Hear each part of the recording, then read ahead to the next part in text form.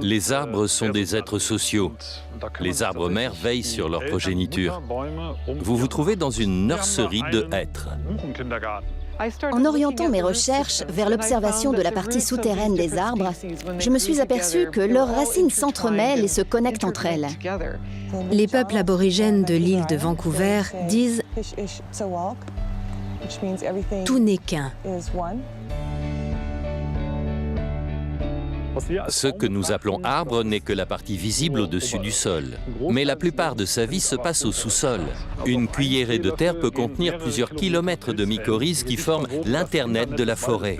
Le réseau fongique est juste sous la surface du sol. Nous nous sommes rendus compte que tous les arbres entremêlaient leurs racines en un immense réseau souterrain commun à tous. Nous avions découvert les bases d'un langage végétal élaboré.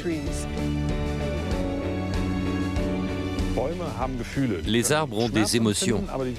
Ils ressentent bien sûr la douleur, mais également des sentiments, comme la peur. L'amitié entre les arbres existe. Ils peuvent tisser des liens, tel un vieux couple qui s'entraide. On pense à tort que leurs relations se cantonnent à de simples interactions intéressées, mais en réalité, ils prennent soin les uns des autres.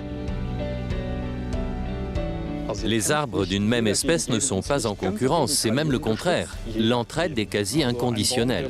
Un arbre attaqué par un ravageur ne manquerait pas d'alerter ses camarades. Toutes ces expériences m'amènent à penser que le système racinaire des arbres constitue le cerveau de la forêt.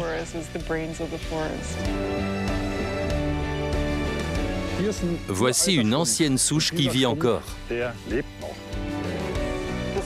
La souche continue à vivre parce que ses racines sont connectées à celles des autres arbres. Les arbres aiment naturellement se cajoler et vivent en groupe. Ils aiment aussi la lenteur.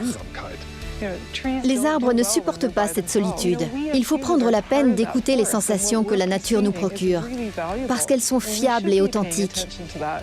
Nous avons compris depuis bien longtemps comment fonctionne la nature. Ils œuvrent tous ensemble à constituer une famille vivante, vibrante, diverse et en bonne santé.